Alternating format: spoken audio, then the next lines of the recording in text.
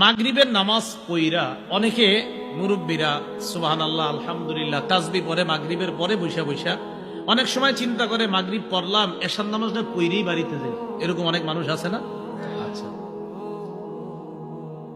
আবু বুরদা রাদিয়াল্লাহু তাআলা আনহুর আব্বা বলেন, সাল্লাইনা মা রাসূলিল্লাহি সাল্লাল্লাহু আলাইহি ওয়াসাল্লাম আল মাগরিব অথবা সাল্লাইনাল মাগরিবা মা রাসূলিল্লাহি সাল্লাল্লাহু আলাইহি ওয়াসাল্লাম,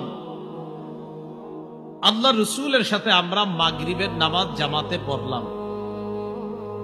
পড়ার পর মসজিদে আমরা কয়েকজন মুসল্লি বসা, একে অপরকে বললাম, লাউ জালাসনা হাত্তা নুসাল্লিয়া মা রাসূলিল্লাহি সাল্লাল্লাহু আলাইহি ওয়াসাল্লাম আল ইশা, আমরা যদি এশার নামাজ পর্যন্ত মসজিদে বসে থাকতাম, নবীর সাথে একবারে এশার নামাজটা জামাতে পইরা বাসায় যাইতাম, তো খারাপ কি আমরা একটু বসে থাকি?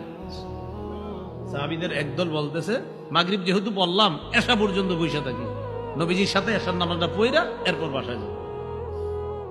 যেই কথা সেই কাজ। তারা বলতেছেন, জালাস না, আমরা বসে রইলাম।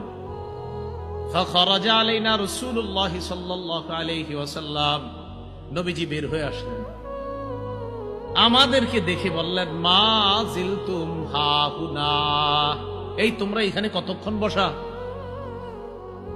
সাহাবীগণ জবাব দিলেন, ইয়া রাসূলুল্লাহ সাল্লাইনা মা'কাল মাগরিবা, আমরা আপনার সাথে মাগরিবের নামাজ পড়েছি।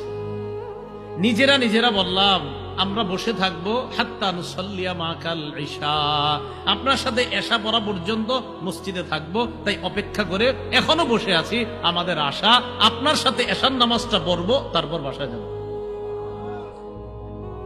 নবীজি এই কথা শুইনা তাদেরকে বললেন, আহসানতুম আও আসাবতুম, নবীজি বললেন, ভালো কাজ করছো। সুবহানাল্লাহ, ভালো কাজ।